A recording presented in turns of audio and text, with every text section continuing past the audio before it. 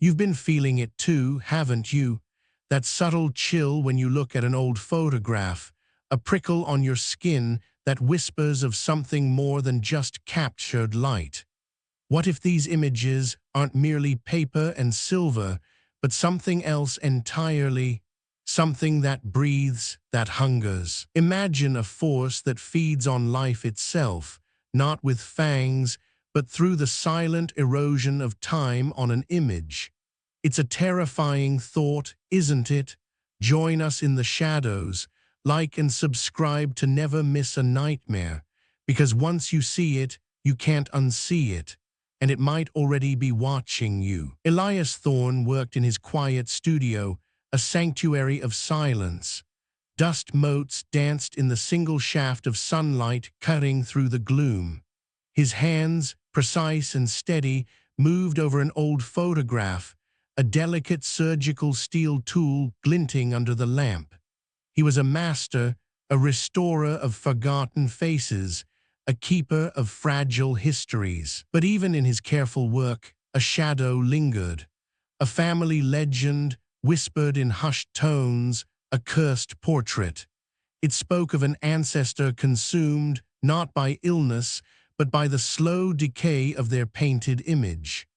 Elias dismissed it as old wives' tales, a relic of fear, yet the story clung to him like a damp shroud. Then came the commission, a package, heavy and cold, delivered on a Tuesday. Inside, nestled in layers of tissue, was a daguerreotype. Old, terribly degraded, its silver surface scarred by time. It showed a stern-faced woman, her eyes dark pools of forgotten history. As he lifted the daguerreotype, a strange coldness seeped into his fingers, deeper than the metal itself. It felt ancient, heavy with something more than just its material weight. A sense of unease, faint but persistent, stirred within him. He prepared his tools, his meticulous mind already planning the restoration. He dipped a fine brush into a cleaning solution, a sigh of concentration escaping his lips. This was his work, his purpose, to bring back what time had tried to erase. The brush touched the image. He expected the usual resistance, the subtle grime clinging to the surface. But this was different. A cold, almost sentient unwillingness. It felt as if the image itself recoiled from his touch, a silent protest. He paused, frowning. Was it just the age of the piece, the peculiar chemistry of its decay? He dismissed the thought, attributing it to his own overactive imagination. Yet the feeling lingered, a subtle wrongness. As he continued to work, a fleeting shadow danced at the edge of his vision. He blinked, turning his head sharply. Nothing, just the familiar objects of his studio bathed in the fading afternoon light. But the shadow had been there, a quick, dark smear. Then came the sound, a faint whispering, like dry leaves skittering across a stone floor or hushed voices just beyond hearing. It seemed to emanate from the very air of the studio, a soft, insidious murmur. He listened intently, but it faded as quickly as it came. A persistent chill settled in the room despite the warmth of the day. It was an unnatural cold, not from a draft, but from something deeper, something that gnawed at the warmth in his bones. He shivered, pulling his sweater tighter. He worked meticulously, his focus absolute. Yet the unease gnawed at him. He glanced at his hand, idly rubbing his thumb across his palm. A small, fresh scratch marred his skin, a thin red line that hadn't been there moments before. He looked back at the daguerreotype. There on the stern woman's cheek was a faint abrasion, almost mirroring the scratch on his hand. A coincidence, he told himself, nothing more, but the chill deepened. He dismissed these events, pushing them away. Tiredness, he reasoned. The long hours, the intricate work. His mind was playing tricks, surely. He needed a break, a cup of strong tea, but the feeling of being watched intensified. A prickling sensation on his neck, as if unseen eyes were boring into him. He spun around, his heart thudding. The studio was empty, silent, just him and the artifacts waiting in the dim light. But the feeling persisted, a cold, unwavering gaze. He turned back to the daguerreotype, forcing himself to focus. And then he saw it. A brief, disturbing flicker in the eyes of the stern woman. A fleeting expression of agony, a silent scream frozen in time before it vanished, leaving only the usual faded stare. He rubbed his eyes, convinced he was imagining things. His mind was playing tricks, he told himself again. But the image of that fleeting agony stayed with him, a sharp shard of fear in his calm, rational mind. He worked late into the night, consumed by the challenge of the daguerreotype. It pulled at him, an unnatural magnetic force. He couldn't leave it, couldn't rest. The image demanded his attention, demanded his touch. His eyes, tired and strained, started to see patterns in the dust motes dancing in the lamplight. Faces, vague, shifting forms that he couldn't quite make out, but they were there, watching him from the air itself. His precise tools, extensions of his own will, seemed to slip in his grasp more often than usual. A small vial clattered, a brush nearly fell.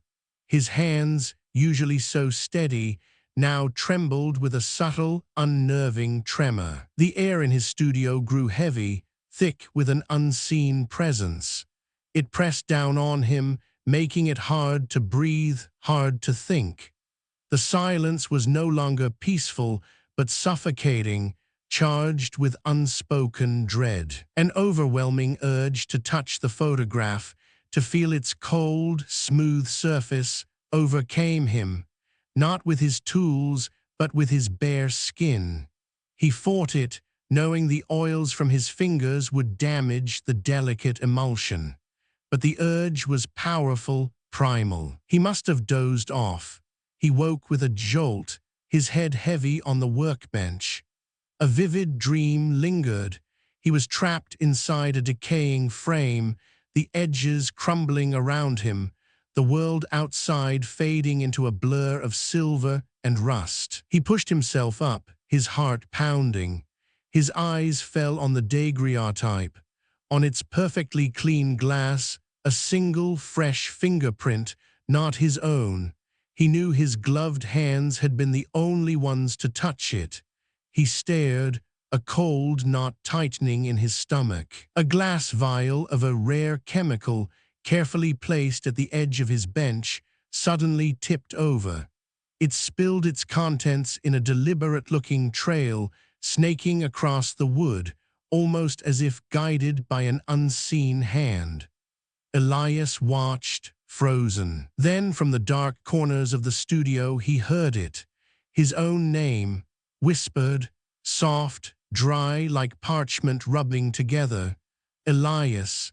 It was barely audible, yet it resonated deep within him, a chilling echo in the silence. He stumbled to the darkened window, seeking reassurance in his own reflection. For a split second, it appeared distorted, an older, more haggard version of himself, eyes sunken, skin drawn. Then it was gone, replaced by his familiar, weary face. He forced himself back to the daguerreotype. On its edge, a small, almost imperceptible discoloration. It hadn't been there before. A faint, brownish stain, like old blood, spreading slowly on the silver plate. A sudden, sharp pain lanced behind his eyes, as if something was trying to push its way out, clawing at his skull from within. He pressed his palms to his temples, gritting his teeth against the agony. It subsided as quickly as it came, leaving a dull ache. The smell of old parchment and dust, usually comforting, became overwhelming. It choked him, a thick, cloying scent that permeated everything. He threw open a window, but the smell remained, clinging to the very air. Later, while organizing his collection, he noticed it. A tiny, almost invisible tear on the edge of a different, less significant photograph. A small landscape, one he'd restored years ago. It was perfect then. Now, a fresh wound. A growing sense of dread, a knot tightening in his stomach, became his constant companion. It wasn't just tiredness anymore. This was something else. Something cold, something wrong, slowly unfurling around him. He tried to shake off the unease, focusing on his methodical work, but the feeling persisted. It clung to him, a silent whisper of impending doom. He couldn't escape it, no matter how hard he tried to immerse himself in his craft. He found himself staring at the daguerreotype for long periods, lost in thought. The stern woman's eyes, once just faded pigment, now seemed to hold a deeper mystery, a silent plea. He couldn't look away. And then a thought struck him. The woman in the photograph looked vaguely familiar. Not someone he knew personally, but from somewhere deeper, a memory uncoiling from the past. He couldn't place her, but the recognition was unsettling. An irrational fear settled over him, the fear of turning his back on the image. He felt as if it would move, change, or simply vanish if he averted his gaze. It demanded to be watched, to be acknowledged. A strange, subtle hum seemed to emanate from the daguerreotype itself. Barely audible, it was a low, resonant vibration that he felt more than heard. It pulsed, a quiet, living thrum in the stillness of the room. He noticed the edges of the daguerreotype seemed softer, almost blurred, as if melting into the frame. The sharp lines of the metal were losing their definition, becoming indistinct, watery. It was decaying faster than it should. He felt a sudden, profound loneliness, as if the studio was draining his own warmth, his own life force. The air grew colder, the shadows deeper. He was alone, utterly alone, with something unseen. He found himself talking to the photograph, mumbling questions about its past, its subject. His voice, hoarse and strained, filled the silence, a desperate attempt to break the oppressive quiet. He was losing himself. He saw a faint, almost translucent smear on the daguerreotype's surface, like a breath on glass, but it didn't dissipate. It remained, a ghostly residue clinging to the image. It was cold, like condensation. A phantom touch on his arm, cold and lingering. He flinched, spinning around, but there was nothing. No one. Just the empty air, yet the coldness of the touch lingered on his skin, a chilling memory. The light in his studio seemed to dim and brighten without explanation, flickering erratically.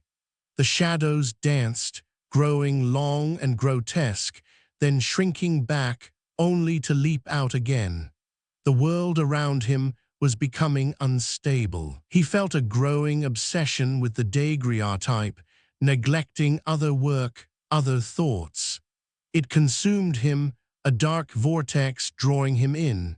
He couldn't tear himself away, couldn't focus on anything else. He found himself making mistakes he never would, his hand shaking slightly as he applied a solution, smearing a delicate detail. His skill, his precision, was eroding, just like the image he held. A peculiar scent filled the room, like decaying flowers, sweet and sickly. It was faint at first, then grew stronger, clinging to his clothes, his hair.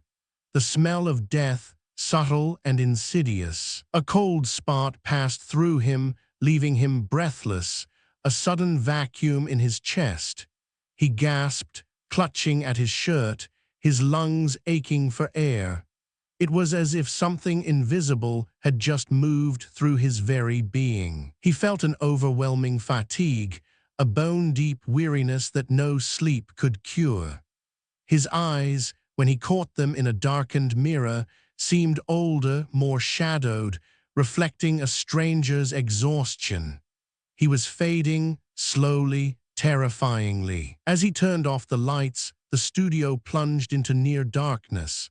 He glanced back at the daguerreotype sitting on his workbench, and in the gloom he saw it, the stern woman's eyes glowing faintly, watching him, always watching, and then a distinct wet clicking sound from within the daguerreotype, like something shifting inside. He froze, listening intently, but the sound did not repeat. Just the faint, glowing eyes, promising an endless nightmare. What has he awakened? And what will it demand next? The glowing eyes of the daguerreotype and that wet, clicking sound. They haunted Elias even in his sleep. He woke with a jolt, tangled in sweat-soaked sheets, the memory of unseen eyes staring from the darkness still burning behind his own eyelids. What kind of sleep is that, where the nightmare follows you into waking? He tried to push it away, to dismiss the chill of the previous night. It was just exhaustion, he told himself, the strain of meticulous work.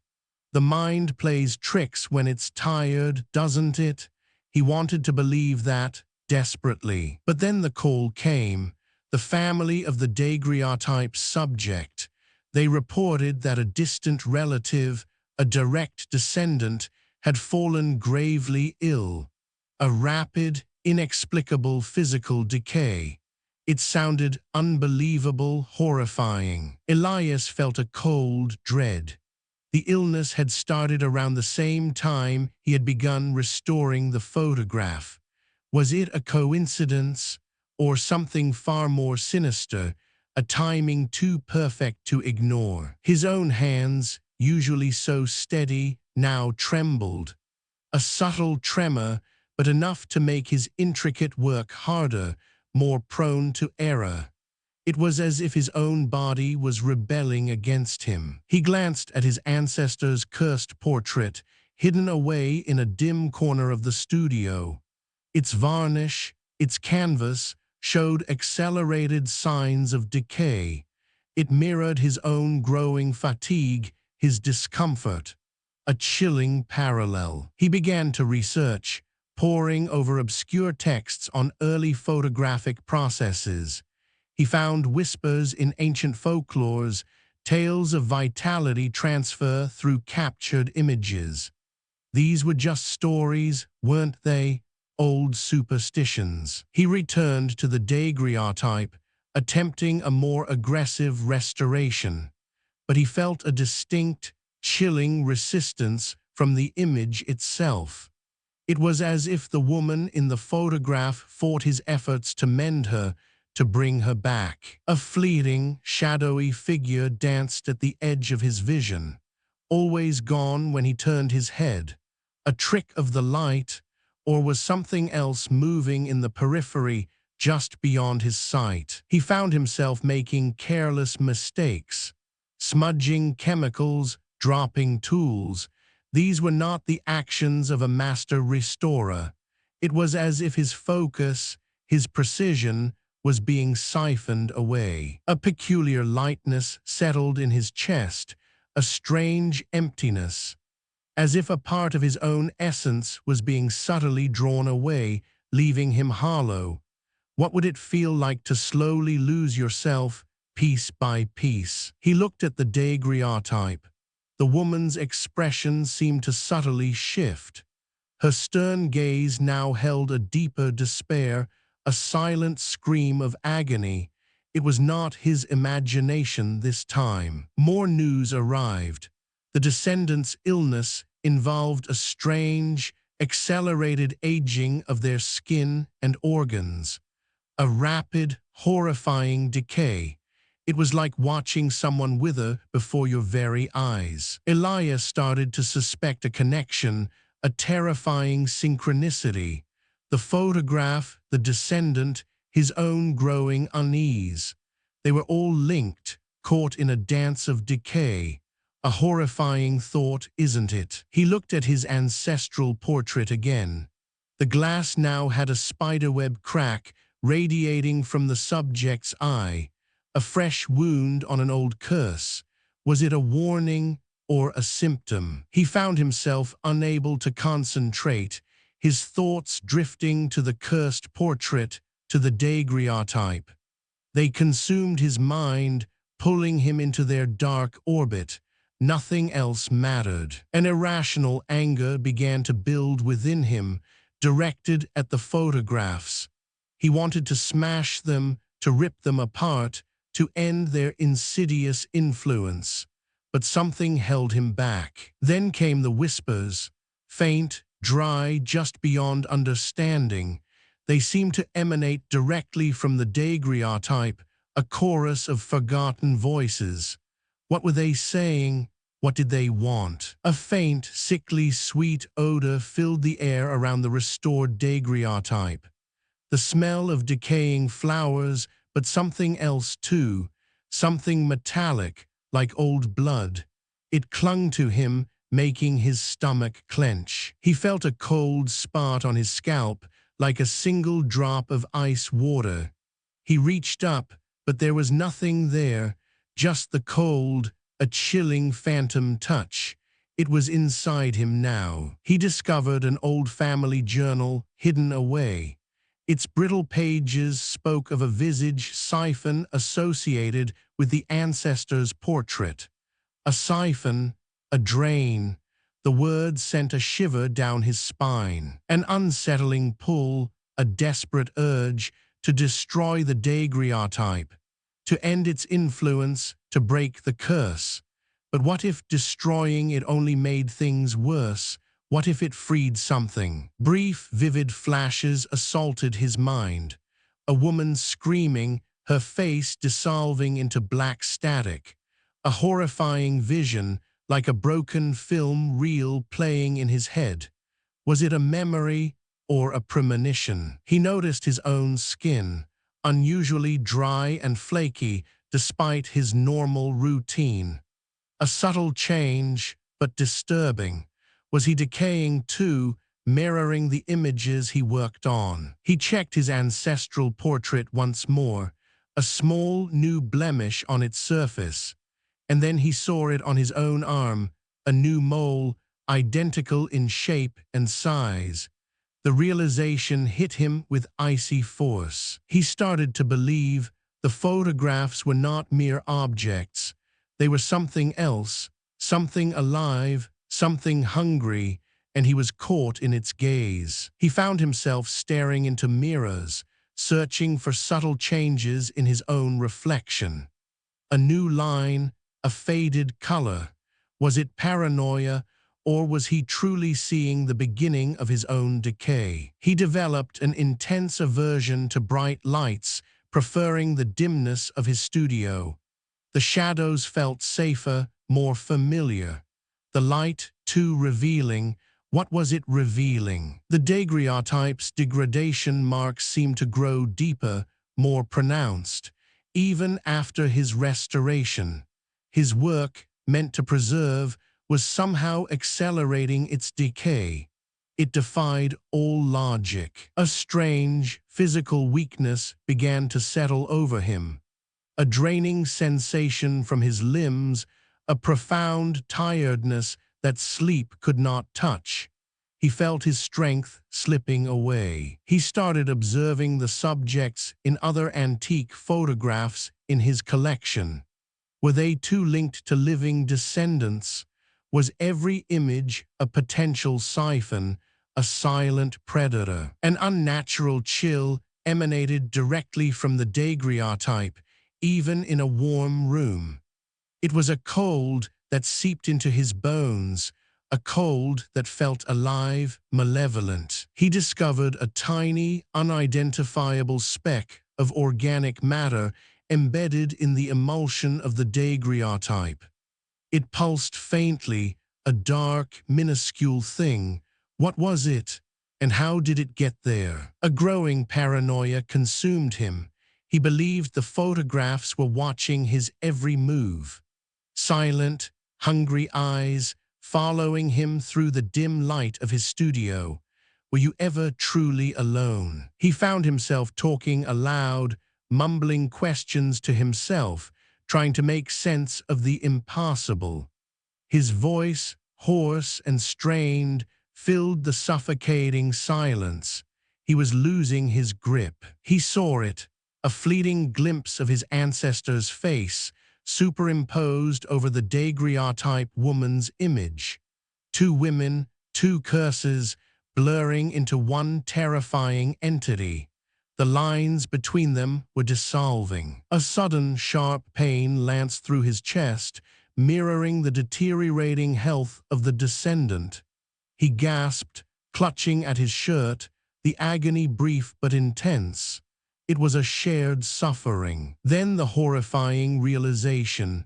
The descendant's illness had worsened precisely as he began the restoration, not before.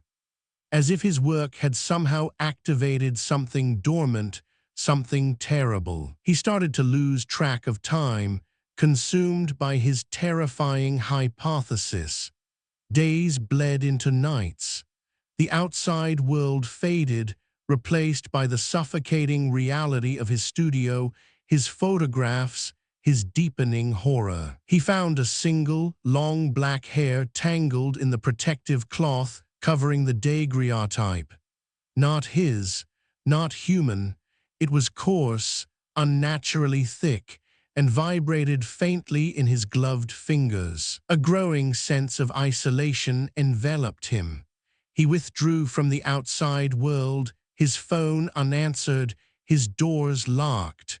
Who would believe him, and who would listen when the horror was already inside? Moments of intense confusion plagued him, forgetting simple facts, names, where he'd placed his tools. His mind, once so sharp, was fraying at the edges. What was happening to him? He noticed a subtle blurring around the edges of his own vision. The world seemed less clear, less distinct.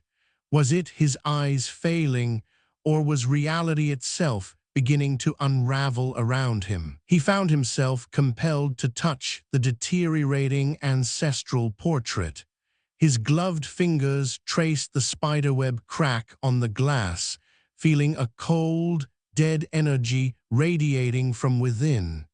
It was a forbidden touch. He tried to force the thought away, to deny the impossible. But the evidence was mounting, horrifying. Each new discovery was a nail in the coffin of his sanity. There was no escape. He looked at the daguerreotype again, and in its polished surface, he saw his own reflection. For a terrifying second, it distorted, melted, and then reformed. An older, sicker version of himself staring back. A profound sense of terror, a primal fear, gripped him, not just for himself, but for what he was uncovering.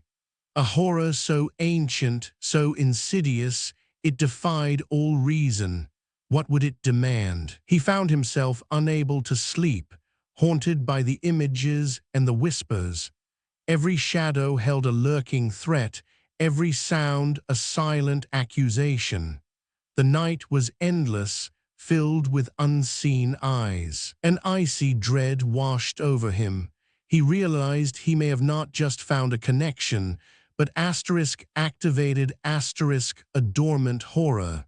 His work, his passion, had unleashed something unspeakable, and it was hungry. He looked at his own hands, faint lines that weren't there before, his skin subtly older, subtly sicker. His own reflection in the polished surface of the daguerreotype grew subtly older, subtly sicker, mirroring the silent degradation he saw in the glass. The Visage Leech was feeding, and he was next.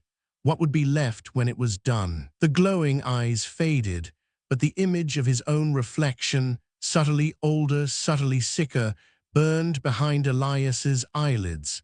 He jolted awake, drenched in cold sweat.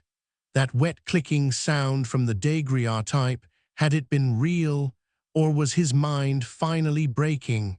What happens when your own body becomes a stranger to you? Sleep, once his escape, was now a new kind of torture. Visions plagued him, skeletal faces peering from frames, their empty eye sockets echoing the daguerreotype's gaze. He tried to shake them off, to believe it was just stress, just lack of rest. But the faces were too clear, too real. He desperately tried to deny the connection, to rationalize the impossible. But the evidence accumulated, forming a terrifying pattern.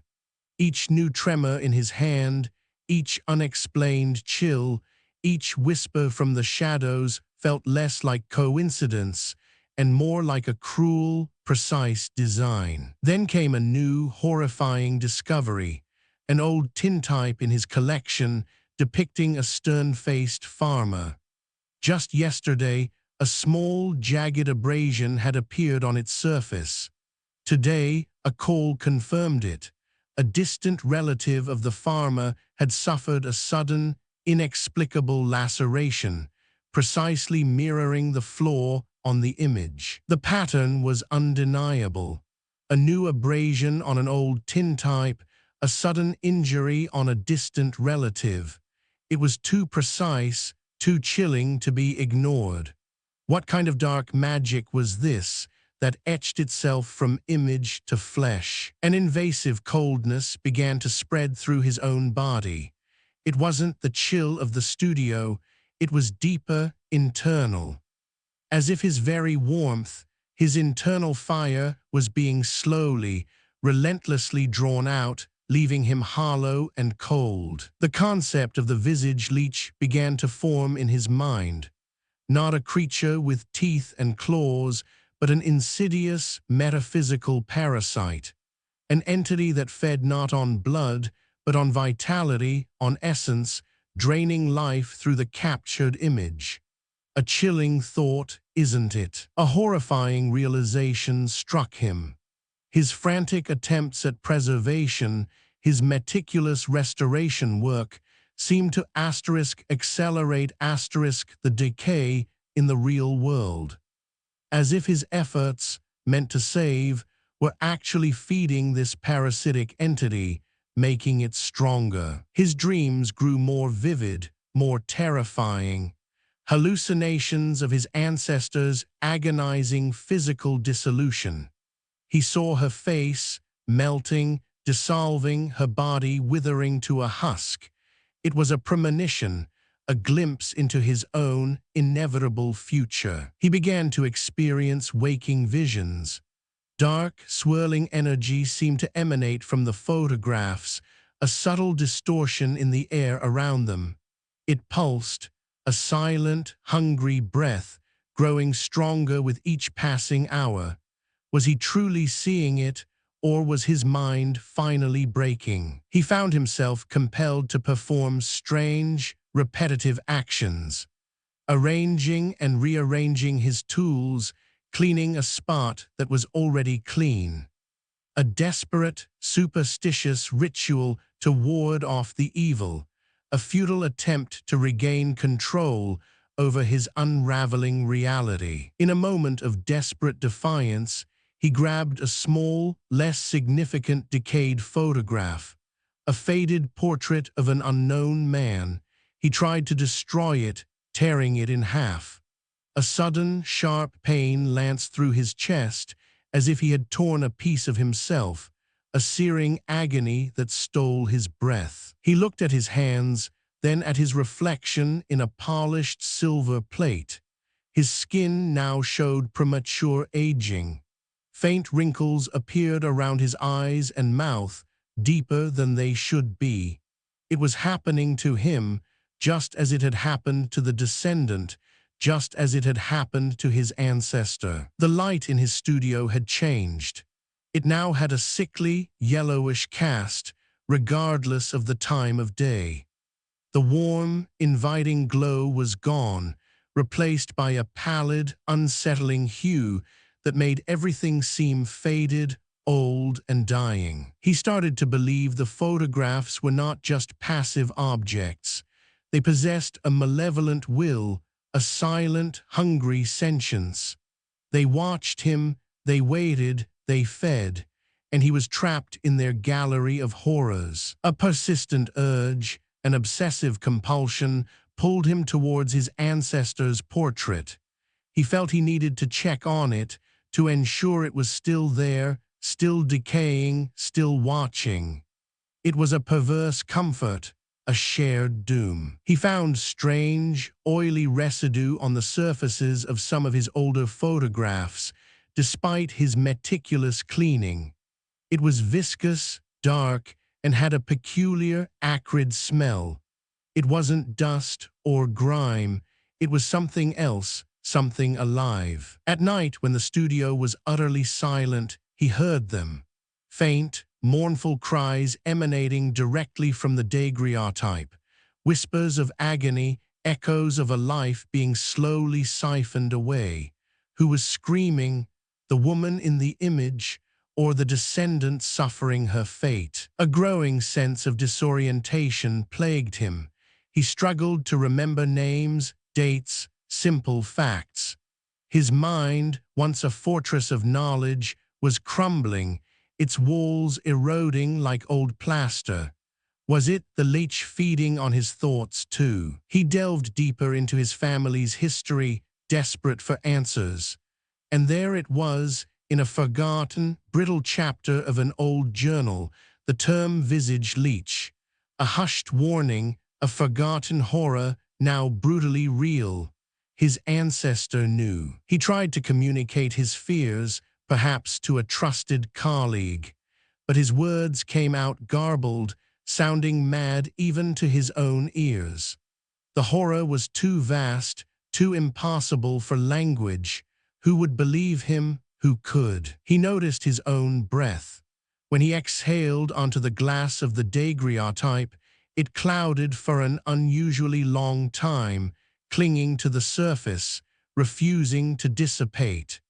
As if the image itself was cold, colder than anything natural. A burning sensation settled in his eyes, as if they were straining to see something beyond comprehension, something hidden in the very fabric of reality. He rubbed them, but the burning persisted, a constant reminder of the unseen horrors. Despite the growing horror, a scientific compulsion took hold.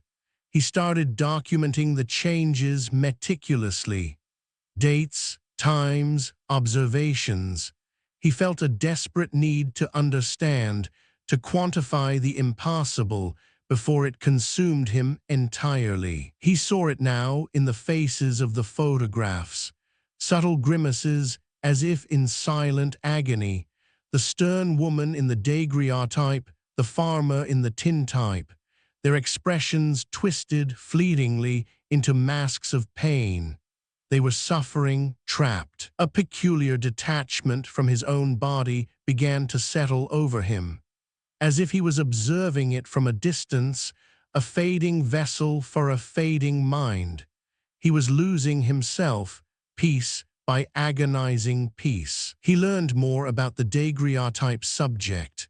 Not only had she fallen gravely ill, but she had also suffered from extreme, rapid memory loss. Her mind, like her body, had withered, leaving an empty shell, a terrifying echo of his own fading memory. He caught his reflection in the studio window. It consistently looked older, more gaunt. His face, even with the mask, seemed to have sharper angles, deeper shadows. It was no longer a trick of the light. It was his new reality. Sudden, inexplicable bouts of extreme cold racked his body, making his teeth chatter uncontrollably. It was a cold that came from within, a deep, bone-chilling frost that no amount of clothing could ward off. The leech was draining his warmth. New flaws appeared on the daguerreotype, even when it was left untouched, locked away. Tiny scratches, subtle discolorations. It was decaying on its own, accelerating, as if driven by an unseen, malevolent force. His efforts were useless. An intense pressure built in his head, as if something was trying to push its way into his thoughts, to claim his very mind.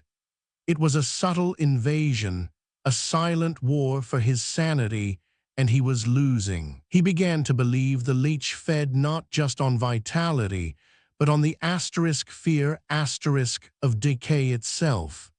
His terror, his dread, his desperate struggle against the inevitable was a feast for the entity. He was nourishing his own destruction. A morbid fascination took hold.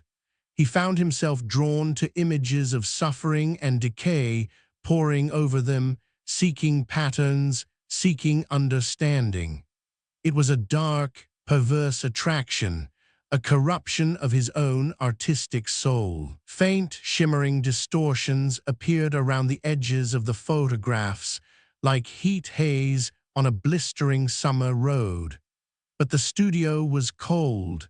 It was a visual anomaly, a sign of the unseen energy at work, feeding. A profound sense of loneliness settled over him. As if the world itself was fading around him, its colors dulling, its sounds muting. He was alone, utterly alone, in a decaying world, with a horror that was devouring him. He discovered the chilling truth about his ancestors' cursed portrait. The original subject was found catatonic, their body withered to a husk, an empty shell of a human being. A fate awaiting him, mirroring the decay of the image. He started to question his own reality. Was the entire world a photographic illusion, slowly dissolving into dust and silver? Was he merely a captured image, waiting for his own decay to be complete? His voice, when he spoke, was becoming hoarse, raspy, as if his vocal cords were aging rapidly, their elasticity gone, their strength drained. Another piece of himself eroding away. A growing resentment festered within him towards the photographs. Yet an undeniable attraction, a dark pull, kept him bound to them. He hated them, but he couldn't look away. He was trapped in their gaze. He observed the decay patterns on the photographs. They no longer seemed random. They seemed to form disturbing, abstract faces hidden within the rust and silver. Faces of agony, faces of hunger. He found a single, perfectly preserved insect trapped within the glass of an old ambrotype. Its eyes, tiny and black, seemed to follow him as he moved. A silent witness, frozen in time, yet unnervingly alive. He felt an invisible thread connecting him to every decaying image in his studio. A web of insidious connections, drawing his essence, his very life, into the silent, hungry maw of the leech. He was a part of them now. Brief moments of complete memory loss plagued him. He would wake up unsure of where he was or what day it was. His mind was a sieve, leaking precious moments, precious memories, into the hungry void. His skin felt strangely tight, as if stretched over bone, thin and papery. The vitality was draining, leaving behind a brittle, fragile shell. He was becoming the very images he sought to restore. He started to fear looking at his own face in the mirror, dreading what he would see. Each glance was a confirmation of his impending doom, a glimpse into the horror that was consuming him. What would be left? In a desperate act, he tried to dispose of the daguerreotype. He grabbed it, intending to smash it, to burn it. but an unseen force seemed to hold it firmly to his workbench, immovable, unyielding. He couldn't even escape its physical presence. A growing sense of despair enveloped him. He realized the battle was not against a thing, a creature, but against a process. An ancient, insidious decay that could not be fought, only endured. There was no escape. He found an early daguerreotype of his youth, forgotten in a dusty box. His own image, captured decades ago. And there it was, signs of advanced decay mirroring a recent, unexplained physical ailment he'd developed.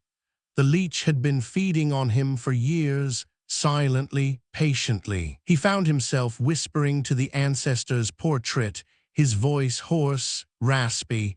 "What do you want from me?" he pleaded. "What does it want?" The cursed portrait was not just a legend, but a warning. A warning that had finally come true, and he was living it. He looked at his own hands, now visibly aged, skin thin and papery, and on his left wrist, a small, fresh scratch. It began to weep a viscous, black fluid slowly, deliberately. It mirrored a decay mark that had just appeared on the old daguerreotype, a chilling recognition of his ancestor's fate. The leech was not just feeding, it was making him one of them. What will be left of Elias when it is truly finished? The black fluid weeping from Elias's wrist was real. Not blood, but something vile, mirroring the decay mark on the daguerreotype. He stared, frozen, his ancestor's fate now his own. What horror has truly begun to bloom on your own skin? A chilling truth settled in his mind. His meticulous restoration work, his life's purpose, was not healing. It was feeding. Every careful brushstroke, every chemical treatment had only nourished the Visage Leech, making it stronger, more voracious. His entire career, a weapon against life itself. The thought twisted in his gut, a cold, bitter knot. He had sought to preserve, to save, but had only accelerated destruction. The irony was a fresh agony. His body, once strong and precise, now felt alien. His skin was parchment thin, his joints ached with an unnatural cold. He was decaying, mirroring the images he sought to mend, a living portrait of horror. A powerful, insidious urge began to gnaw at him, to damage the photographs, not to restore, but to tear, to mar, to accelerate their ruin, to feed the leech. He fought it, binding his hands, but the malevolent whisper grew louder. The line between object and entity blurred. The photographs were no longer just paper and silver. They watched him, their surfaces seeming to undulate, to breathe. A chilling, silent will pulsed from their frames. He saw them now, faint, decaying reflections of the photographic subjects, in the glass of his studio windows, in puddles on the floor, in darkened mirrors. Ghostly echoes, fading in and out of sight. The leech demanded perfect degradation. He understood now, not just decay, but a specific, artistic ruin. And it influenced living beings, compelling them to hasten the decay of themselves and the images. We are all its tools. He found himself staring at the decaying faces in the images, a strange kinship settling in his heart. Their suffering, their slow dissolution, was becoming his own.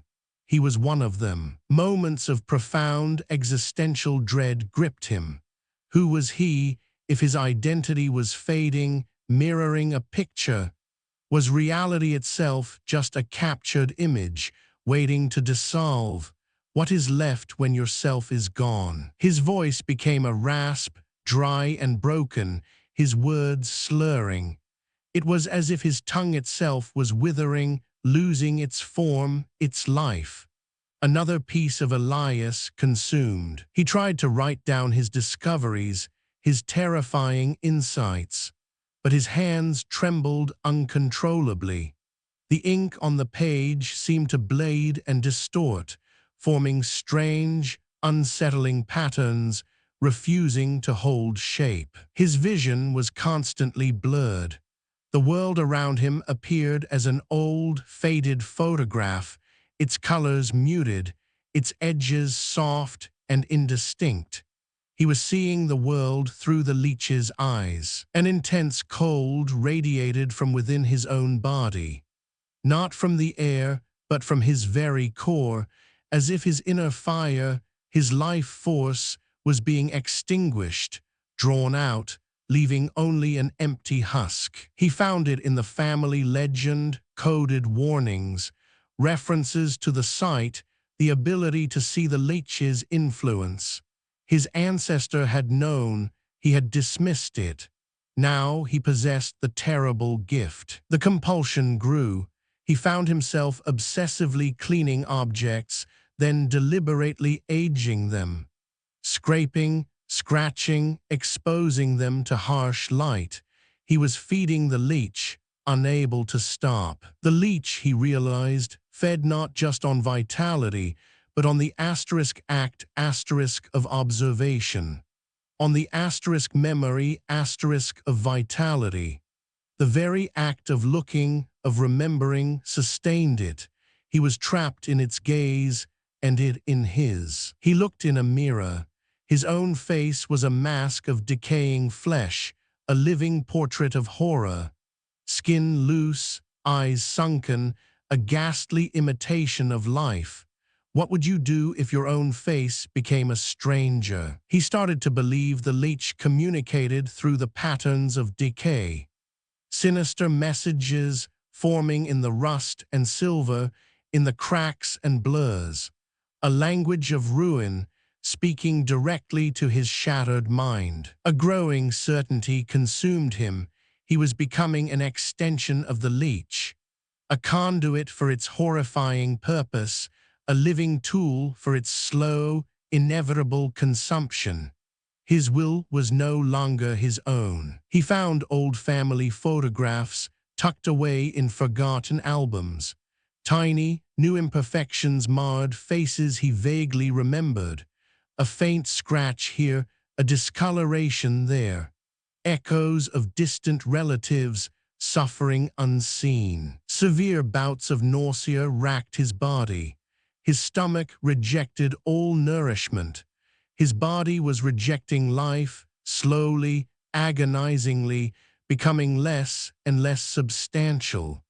The leech was starving him from the inside. A profound sense of entrapment, cold and final. There was no escape. The leech was not a place, but a condition, a pervasive anomaly woven into the fabric of existence. He was its prey and its captive. Then a distinct sound, snapping and tearing, from the ancestor's portrait, even when it was untouched, locked away.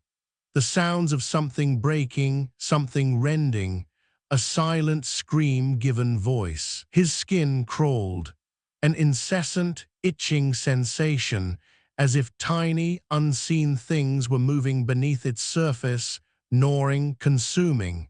He felt like he was being eaten alive, from the inside out. His ancestors' fate, he now understood, was not just suffering.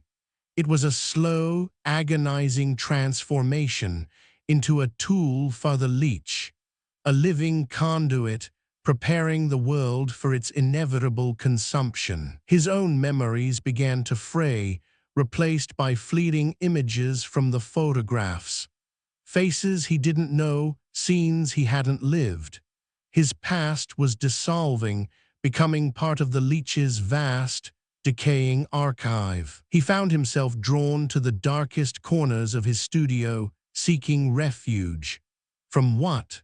From unseen eyes, or from the terrible reflection of his own decay, staring back from every polished surface. The faces in the daguerreotype seemed to call to him. Their silent pleas, once mournful, now turned into insidious commands. whispers in his mind, urging him towards a terrible purpose. A burning desire to destroy all mirrors consumed him. He feared the reflection of his own decay, the terrifying truth etched onto his face. He wanted to shatter every surface that showed him what he was becoming. Then he saw it, a tiny, shimmering mote of light emanating from the very center of the daguerreotype, pulsing with an unseen, malevolent energy, the heart of the leech beating softly. He tried to fight the compulsion to accelerate decay, binding his hands, chaining himself to his workbench. But the urge was overwhelming, a primal hunger that gnawed at his very soul. He was losing. Sudden, blinding headaches assaulted him, as if his brain was being squeezed, pressed, reshaped. His mind, once a sanctuary, was now a battleground, twisting into something new, something terrible. He realized the leech wasn't just a parasite. It was a fundamental aspect of reality, a pervasive anomaly only visible through these images. A horror woven into the very fabric of existence. He found himself meticulously arranging the decaying photographs, creating a macabre gallery of suffering. His hands, no longer trembling, moved with a horrifying precision. He was its curator. A strange, perverse sense of pride swelled within him, pride in the perfection of the degradation, the intricate patterns of ruin, the beautiful destruction. His aesthetic sense corrupted. He started to see the world as a series of potential photographs, waiting to be captured and consumed. Every living thing, every vibrant scene, a future victim for the leech's hunger. The decay on his self-portrait, taken years ago, now matched a spreading rash on his own arm. A precise, horrifying synchronicity. The leech was mirroring its work, making him its masterpiece. A growing, insidious pleasure in the sight of decay. His horror had twisted into something dark, something perverse, the beauty of ruin. He was becoming one with the leech's terrifying aesthetic. He found himself carving small, ritualistic marks into his workbench. A desperate attempt at control, a final, futile gesture against the encroaching madness. But the marks twisted into symbols he didn't recognize. Moments of lucidity pierced the fog, filled with self-loathing and utter despair. He saw the monster he was becoming. Then, the leech's influence would reclaim him, dragging him back into its cold embrace. He saw his own breath freeze in the air, even on a warm day. A cloud of vapor, like a decaying spirit, hanging before him. His very essence was turning cold, solidifying into nothingness. The leech's ultimate goal, chillingly clear, to consume all vitality, to turn the world into a static image, a vast, decaying photograph, frozen in eternal ruin. He was witnessing the end. A new, terrifying message, revealed in the decay of one of the photographs, a symbol forming from the rust and silver, a silent scream echoing, "Join us, Elias," a direct command from the leech itself. A cold, alien joy. It blossomed in his chest, his sanity almost completely shattered. This communication, this invitation, he was chosen, a perverse honor, a terrifying acceptance. The leech, he understood, was not an entity to be fought. It was a pervasive anomaly, a fundamental horror woven into the fabric of reality, unstoppable, unchangeable, only to be embraced. He looked at the daguerreotype. Its surface rippled, revealing a fleeting glimpse, a vast, empty gallery filled with suffering faces, each one a life consumed, each one waiting for him. Then from the photograph a whisper, dry, ancient, yet clear, "Welcome home, Elias." He felt a chilling sense of acceptance. His journey was over, his purpose finally revealed. He touched his own decaying face. The cold, rough skin, the brittle, papery texture. He was a living portrait, a masterpiece of perfect degradation, one with the horror he sought to understand. A ghastly, stretched grin spread across his face, hidden by the mask, but visible in the terrible light in his eyes. He began to meticulously arrange more photographs, preparing them for the Visage Leech's consumption. He was its devoted curator, and the world was his gallery. What will you become when the decay finally claims you? The black fluid weeping from Elias's wrist was no longer a fresh horror, but a constant, sickening reality. His body was a grotesque shadow, skin stretched taut, eyes sunken deep. Yet a sliver of desperate will, a spark of the old Elias, still flickered. What does it feel like when your own flesh betrays you? He now understood the Visage Leech. Not a creature, but an ancient, extra-dimensional anomaly. It fed on the very vitality captured within photographs, subtly influencing reality, demanding a perfect degradation. It was a pervasive horror, woven into existence itself. Can you imagine a parasite that feeds on your very essence? He tried to warn others. Frantic emails, garbled calls. His words were dismissed as the ravings of a madman.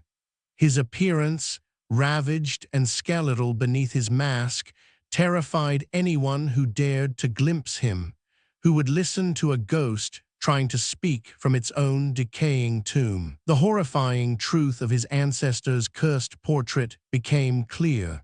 She was not merely consumed, but became a forced conduit, compelled to facilitate the leech's feeding, to spread its insidious reach. A terrifying legacy passed down through blood and fear.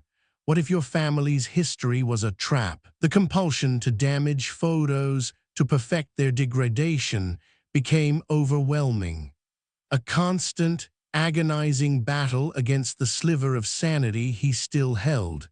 His hands twitched, longing to tear, to mar, to accelerate the ruin. What kind of monster makes you destroy what you once loved? He realized the leech wasn't just about images. It was about the very concept of capturing essence, expanding its reach through any representation. A painting, a sculpture, a written word, anything that held a fragment of vitality was a potential feast. Everywhere, a potential trap. He experienced vivid, agonizing hallucinations. The suffering faces of photographic subjects superimposed on everyone he encountered. Their silent screams, their hollow eyes, now gazed at him from the faces of strangers, from his own reflection. His world was a gallery of torment. His sense of time collapsed. Days blended into weeks, marked only by the escalating decay around him. The steady creep of new blemishes, deeper cracks, the sickening smell of ruin. Time itself was dissolving, eaten away by the leech. Could you tell Tuesday from Sunday if every day was a step closer to oblivion? He started to notice it. Subtle, spreading decay in other, seemingly benign, historical photographs, in public archives, in old magazines. The leech was expanding, its silent hunger reaching further, wider. The world was becoming its feeding ground. What if the decay was already in your home? A chilling satisfaction began to settle in his chest when he saw the decay, a corrupt echo of his former meticulous nature. The perfect degradation, the intricate patterns of ruin, his artistic soul twisted and warped. He was becoming an artist of destruction, What kind of beauty do you find in rot? He tried to break free from the leech's influence. He bound his hands, closed his eyes, screamed into the silence. But every action seemed to only feed it further, every struggle a new morsel for its hunger. He was trapped, a willing prisoner in his own dissolving mind. Is escape even possible when the prison is yourself? His own reflection in glass surfaces now showed only a blurred, indistinct figure. His identity almost completely eroded, a ghost in his own skin fading into nothingness. What is left when your face is no longer your own? He heard a chorus of whispers from every photograph in his studio. Dry, ancient voices demanding more, faster, perfect. They coiled around him, a suffocating shroud of sound, urging him towards a terrible purpose. Can you hear the dead speak? His own body was becoming brittle. His bones ached with an unnatural cold, a deep, internal frost that no warmth could touch. He felt as if his very structure was calcifying, turning to dust from within. What does it mean when your own body becomes a brittle cage? He realized the leech aimed to turn the entire world into a vast, static gallery of suffering portraits. Every living thing, every vibrant scene, frozen in time, consumed by decay. A grand, horrifying masterpiece of eternal ruin. What if the world you know is just a picture waiting to fade? He found himself compulsively creating new portraits with an old camera. Driven by a horrifying urge, he captured the essence of living things, knowing he was sentencing them to a slow, agonizing decay. His hands, once healers, were now instruments of suffering. Would you dare to look through his lens? The decay patterns on the photographs were becoming more intricate, almost artistic, reflecting a grotesque beauty, a terrifying elegance in ruin. The leech was not just destroying, it was creating a new, horrifying art. Can you find beauty in utter destruction? Moments of brief, agonizing clarity pierced the fog. He saw the horror of his own transformation, the monstrous thing he was becoming. Then, the leech's influence would reclaim him, dragging him back into its cold, perverse embrace. How long can you fight yourself before you break? He saw the faces of his own family, living relatives, in the patterns of decay on ancient photographs. A faint blemish on an old tintype, an echo of a birthmark on his niece. The generational curse was real, and it was spreading. What if your loved ones were already marked? A profound sense of helplessness settled over him, trapped in a horrifying loop of consumption and creation. Every breath he took, every thought he had, seemed to serve the leech. There was no escape, no fight left. How do you live when you are just a tool? He started to believe the leech was using him, his expertise, to refine its method of degradation.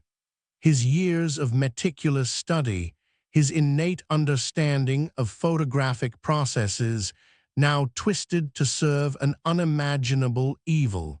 His life's work weaponized against life itself. What if your greatest strength was your greatest weakness? New scratches appeared on his own skin, mirroring new damage on the ancestor's portrait. A tiny tear in the emulsion, a fresh laceration on his arm. The synchronicity was precise, sickening. He was a living canvas for the leech's art. Can you feel the marks appearing on your own skin? An unbearable itch beneath his skin, as if something was trying to push its way out, clawing at his flesh from within. He scratched, but it only grew worse, a constant torment, a living agony. What if something was trying to escape from inside you? He discovered ancient texts, brittle and forgotten, describing conceptual entities that manifested through human artistic endeavors.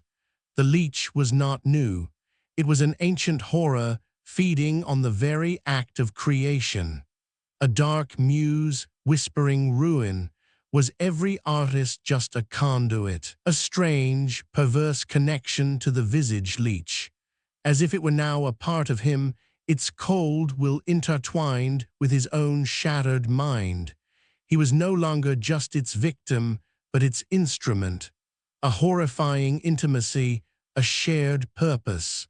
What happens when the monster becomes you? His studio lights flickered and died, one by one, replaced by a cold, internal luminescence that emanated from the photographs themselves. A sickly, greenish glow, pulsating with unseen energy. The studio was now truly a gallery of the consumed, lit by its own chilling life. What light will guide you in the darkness? He found himself speaking in an archaic language, words he had never learned. Echoes from the past, whispered from the mouths of the consumed, an ancient dialect of decay, a tongue of forgotten suffering, whose voice is speaking through you. He experienced flashes of other people's memories, stolen vitality, siphoned from the photographs, fragments of lives, joys, and sorrows, now flickering through his own dissolving mind. He was becoming a repository of stolen souls. Can you tell your memories from a stranger's? A growing hunger, not for food, but for the essence of vibrant life. A deep, gnawing emptiness that craved what the leech consumed. His body, his mind, was becoming aligned with its terrible purpose. What happens when your hunger is for life itself? He tried to destroy his own self-portrait, the one he had taken years ago, now visibly decaying. But his hands refused to obey, paralyzed by the leech's will. He was bound, unable to escape his own fate, unable to end his own suffering. Can you fight your own hands? The leech didn't just consume, it replicated its influence through those it took. He was not just a victim, but a vector, a living conduit, spreading the infection, preparing the world for its ultimate feast. He was a disease walking. What infection do you carry? The eyes of the photographic subjects followed him. Their gazes, once filled with suffering, now held an eerie intelligence. They watched, they judged, they commanded. He was surrounded by a silent, hungry legion. Do you feel eyes on you, even when you're alone? He found himself drawn to public spaces, compelled to observe people, to see their potential for decay, to identify the vibrant, the living, the future victims for the leech, a predator disguised as a man walking among the unsuspecting. What do you see when you look at others? A chilling sense of dread. The leech was always one step ahead, always adapting. A pervasive, intelligent horror, learning, evolving, consuming, its methods refined, its reach expanding. There was no outsmarting it. How do you fight something that always wins? The air around him felt thinner, colder, as if it too was being drained of its vitality, its warmth. Every breath was a struggle, a gasp for air in a world slowly being consumed. The very atmosphere was decaying. Can you feel the air leaving your lungs? He started to hum a mournful, tuneless melody, a song of decay, an ancient dirge for the living. It rose from deep within him, a chilling testament to his transformation. The soundtrack of oblivion. What song does your soul sing? Small, grotesque artifacts formed within the decaying layers of emulsion, like crystallized essence, dark and brittle. The physical manifestation of stolen life, a horrifying harvest. The leech was not just consuming, but leaving behind its monstrous leavings. What horrors are forming in your own memories? A profound sense of artistic corruption. His talent, his passion twisted to serve the leech. His eye for beauty now seeking only the perfect ruin. His hands once restoring, now destroying. He was an artist of the apocalypse. What becomes of your art when your soul is gone? The horror was not just what was captured, but what was lost in the capture. The vibrant life, the living essence, siphoned away, leaving only an empty shell. The photograph was a tomb, and the subject a ghost. What do you lose when you try to hold onto a moment? He saw his own skeleton reflected in the glass of the daguerreotype, overlaid with the decaying image. A grim premonition, a terrifying truth. He was already a skeleton, waiting for the flesh to catch up. What do you see when you look into your own future? A cold, absolute resignation. His will almost entirely gone. The fight had left him, replaced by a chilling calm. He was an instrument, a vessel, nothing more. The leech had won. What is left when you give up? He tried to pray, but the words caught in his throat, replaced by a rattling cough. A dry, hollow sound, like autumn leaves skittering across stone. His voice, too, was decaying, a dying echo. Can you pray when your voice is gone? His tears, when they came, were thick and black, like old ink, staining his parchment-thin skin. The very fluids of his body were corrupted, transformed by the leech. He was weeping decay itself. What color are your tears when your soul is broken? He found himself meticulously cataloging the decay, noting every new blemish, every deepening line, every fresh wound on the photographs. A chilling devotion, a perverse record-keeping. His final, twisted purpose. What is your legacy when you are an archivist of ruin? A chilling calm, accepting his fate as an instrument of the Visage Leech. The struggle was over. He was no longer Elias, but an extension of the anomaly, its devoted curator. His purpose, his terrifying destiny fully embraced. Can you accept your own damnation? He was drawn to a public gallery, a collection of historical photos, pristine and grand, but he saw it. The beginnings of the same subtle decay spreading like a disease, and the corresponding effects on visitors, on public figures whose images were displayed. The leech was global. He was its new conduit. What do you see when you look at history? A horrifying sense of responsibility.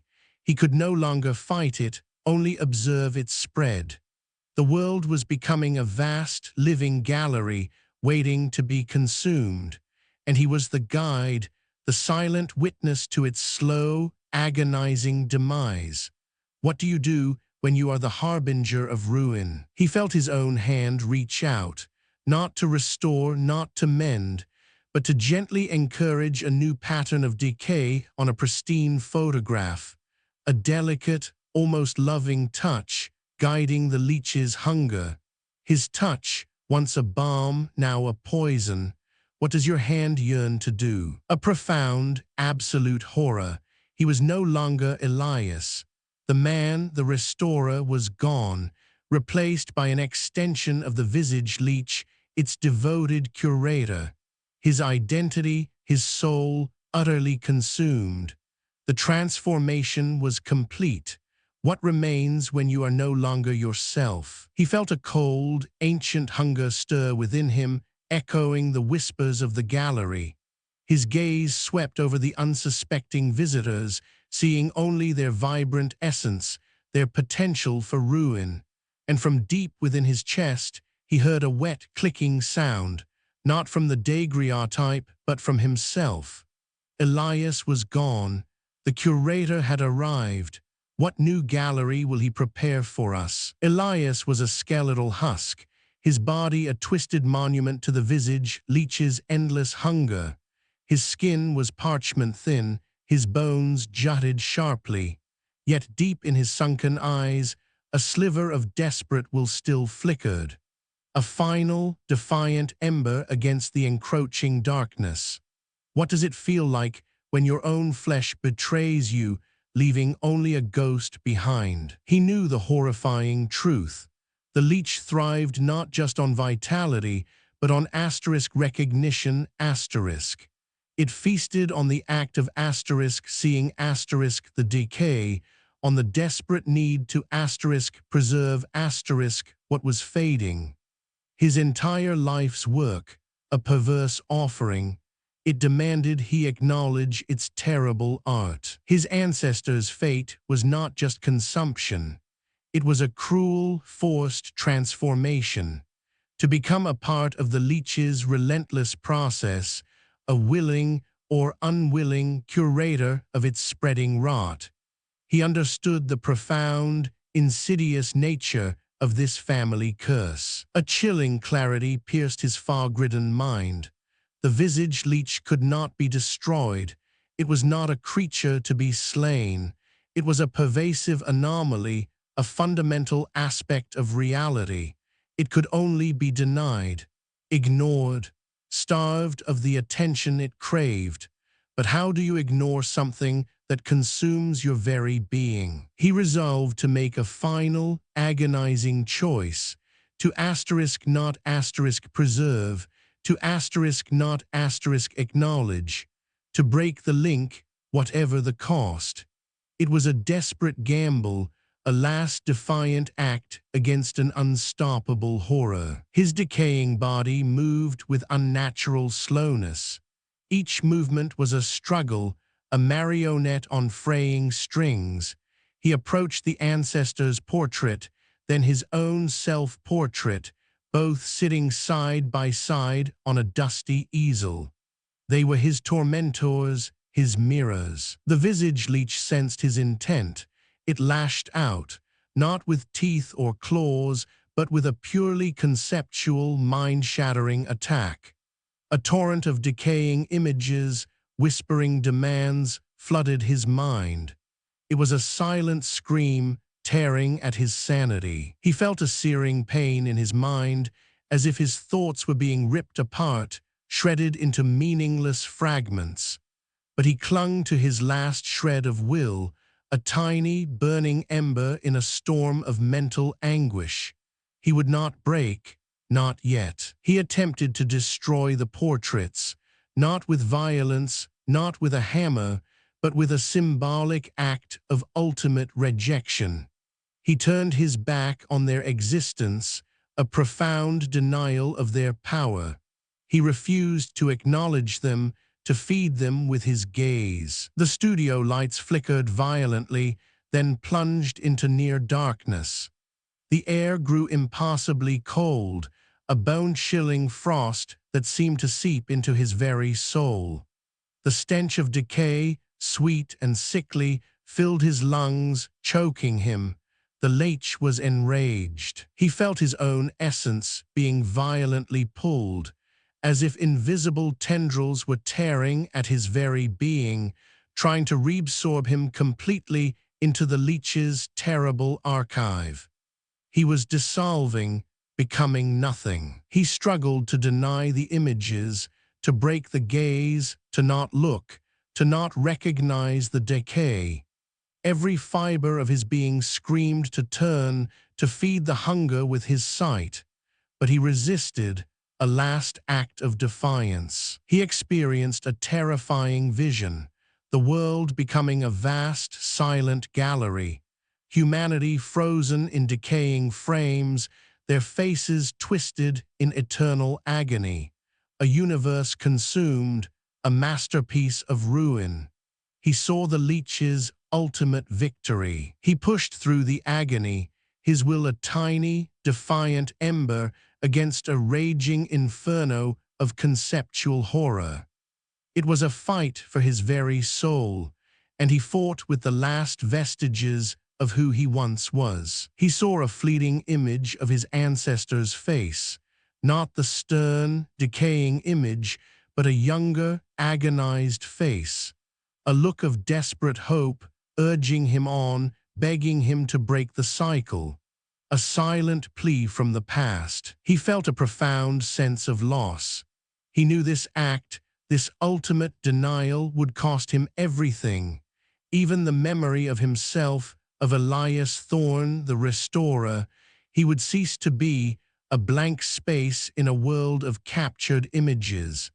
But it was a price he was willing to pay. He managed to avert his gaze from the ancestor's portrait, a monumental act of defiance against the leech's overwhelming compulsion to be seen, to be acknowledged. He turned his head fully, facing the blank wall. The whispers grew into a deafening roar, a cacophony of suffering voices demanding his attention, demanding his sight. The agony of 1,000 consumed souls screaming for recognition, for their decay to be witnessed. It was a symphony of torment. He felt his own body begin to unravel, his physical form dissolving into dust and shadow, like an old photograph exposed to too much light. The edges of his vision blurred further, the world becoming a swirling vortex of fading colors. He tried to utter a final, defiant word, a last whisper of his own name, but only a dry, rasping sound escaped his lips, a mere whisper of air. His voice, too, had been consumed. There was nothing left to give. He closed his eyes, denying the leech the sight it craved, denying it his acknowledgement, denying it the very fuel it needed to survive. In the utter darkness behind his eyelids, he found a fragile peace. He felt the last vestiges of his mind being pulled, stretched thin, like an old piece of film. But he held on fiercely to the concept of asterisk not seeing asterisk, of becoming truly invisible, a void in the leech's gallery. He experienced a sensation of profound emptiness, as if he had become a void, a blank space where Elias Thorne once was. The horror had consumed him, but in his denial, he had become uncapturable, unseen. He realized the true horror. The leech exists as long as images exist, as long as vitality is captured. It was an eternal hunger woven into the very fabric of existence. He could not destroy it, but he could deny it his part. He felt his connection to the physical world fading, his consciousness becoming fragmented, like shattered glass. The sounds, the smells, the very sensation of being dissolved into nothingness. He was slipping away. He saw a flash of pure, alien awareness, the true form of the Visage Leech. Not a monster, but a swirling vortex of conceptual decay, a maelstrom of entropy and hunger. It was vast, ancient, and utterly indifferent. He chose to embrace oblivion, to become truly unseen, uncaptured, unpreserved. His final act was not one of defiance, but of ultimate withdrawal.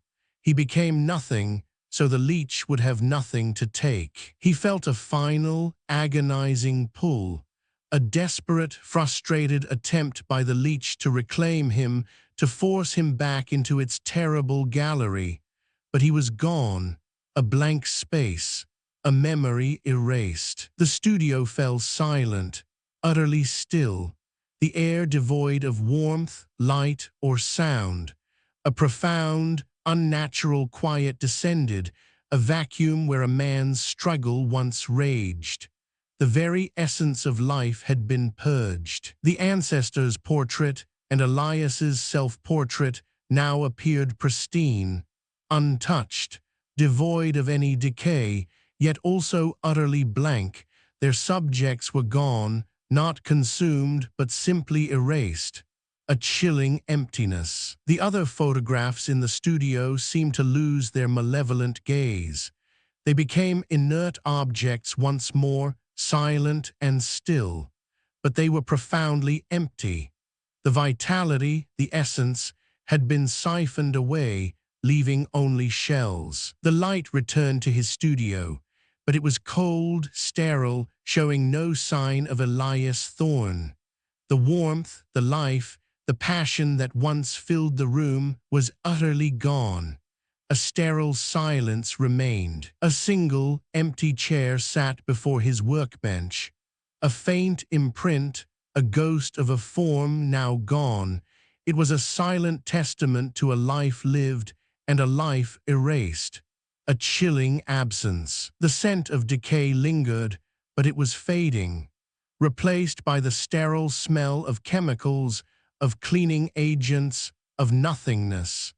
The last trace of the Leech's presence slowly dissipated, leaving only cold air. The door to the studio was ajar, revealing an empty hallway, an invitation to nothing, a silent promise that whatever had happened here was now complete, and the world outside remained oblivious. No trace of Elias's body remained, only his tools, perfectly arranged on the workbench, gleaming under the sterile light.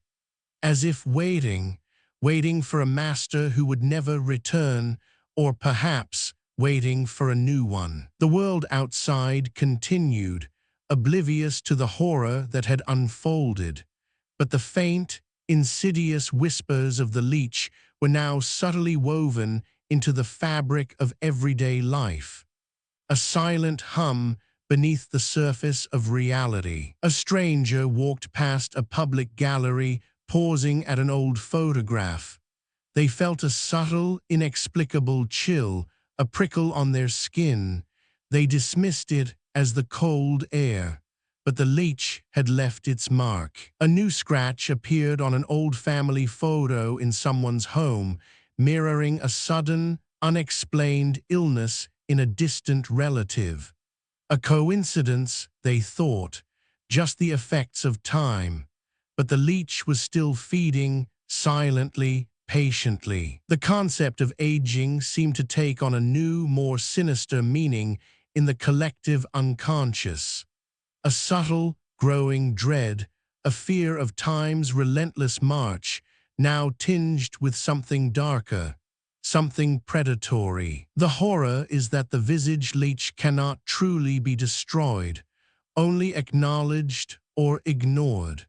And ignoring it means it spreads silently, insidiously, a cancerous growth on the fabric of reality. Elias either succeeded in breaking a small part of the cycle at the cost of his entire being. He became nothing, a blank space, so the leech could not feed on him further. A horrifying, noble sacrifice. Or perhaps he became the ultimate, consumed gallery owner of the leech, his final act being to meticulously document the spreading decay, reflecting the ultimate horror of being captured, being a tool for its purpose. The ambiguity lingers, a chilling question mark hanging over his fate. Was it liberation or ultimate assimilation? A victory or a deeper, more profound damnation? We may never truly know. But the whispers persist. The subtle decay, the inexplicable chill, they are everywhere now, woven into the mundane, into the everyday. A constant, silent reminder of the leech's pervasive hunger. And perhaps, your photograph, listener, is already subtly changing. That old snapshot in your wallet, the digital image on your phone, are the faint lines on your own image deepening, your own vitality being subtly siphoned by an unseen hand. You might dismiss it, of course, as just the effects of time, the natural process of aging, but haven't you felt that strange pull sometimes, that coldness, that faint, unsettling chill that has no source, that sense of being watched by an image, by the eyes in an old portrait or the captured gaze in a forgotten photograph? Do they follow you even when you turn away. Look closely at your own reflection. Do you see a new line, a subtle discoloration that wasn't there before?